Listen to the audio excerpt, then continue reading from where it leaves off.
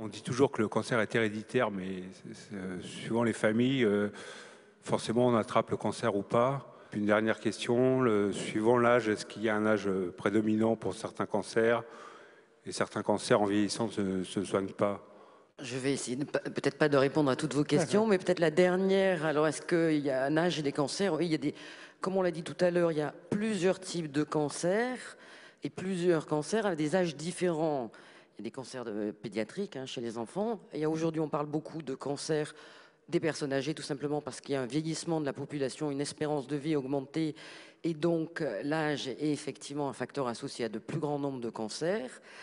Donc cet aspect lié à l'âge, oui, c'est différent. On dit plus fréquemment que par exemple, les cancers du testicule, c'est plutôt les hommes jeunes. Les cancers du sang, on a dit déjà que c'était plusieurs types de cancers. Donc il y en a chez les femmes jeunes comme chez les femmes plus âgées. C'est pas du tout les mêmes types de cancers. Il y a deux types de facteurs héréditaires. Il y a les vrais cancers héréditaires où il y a dans ces familles presque un individu sur deux qui a atteint de ce cancer, donc c'est très frappant.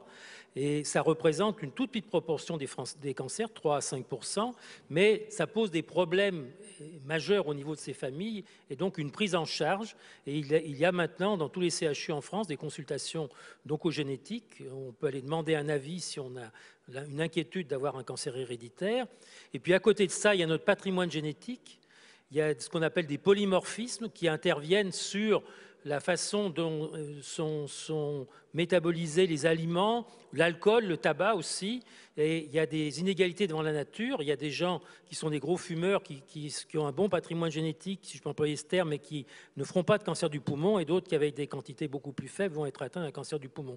Et ça, il y a beaucoup de recherches, je pense qu'à Lyon, au CIRC, on pourrait nous en parler. Il y a beaucoup de recherches qui sont faites pour essayer de trouver ces polymorphismes qui jouent un rôle important. Il y en a sûrement un grand nombre, mais essayer de trouver ceux qui sont majeurs et qui permettraient de dire à quelqu'un que s'il fume ou s'il boit, il est plus à risque qu'un autre, etc. Voilà. Professeur Allery, merci. C'était par un exemple, en fait, cette interaction entre le patrimoine génétique et l'environnement. Alors, les cancers de la vessie sont liés très souvent au tabac. Mais on sait qu'il y a des personnes qui ont une enzyme qui génétiquement n'est pas très active et ça va relativement les protéger en fait des cancers de la vessie. Et au contraire, d'autres personnes qui auront un autre polymorphisme pour cette enzyme, ça va les exposer en fait à faire plus de cancers de la vessie dû au tabac, tout simplement parce que les toxiques du tabac seront plus éliminés et accumulés dans la vessie. Donc en vrai, c'est vraiment cette idée qu'on est inégaux face aux toxiques à cause de son patrimoine génétique. Et donc tout ça est assez complexe à appréhender. C'est pour ça qu'en fait, il y a de multiples causes. Docteur Alexandre. Oui, sur l'aspect génétique, effectivement, je vais rebondir sur le fait que les prédispositions génétiques, les formes familiales sont en pourcentage finalement assez rares. Quelques pourcents, quand même 10% des cancers de l'ovaire, donc c'est pas négligeable. Mais on n'y pense, je pense pas assez.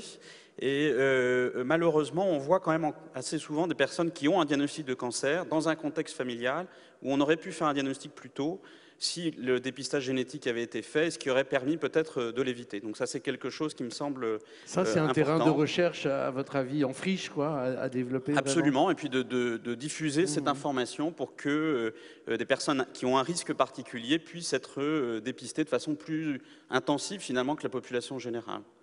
Et je voulais rebondir aussi sur un autre aspect de la question qui était concerné les sujets âgés. Oui. Et sur les traitements, je pense que c'est quand même des grands progrès de la cancérologie de ces dernières années, de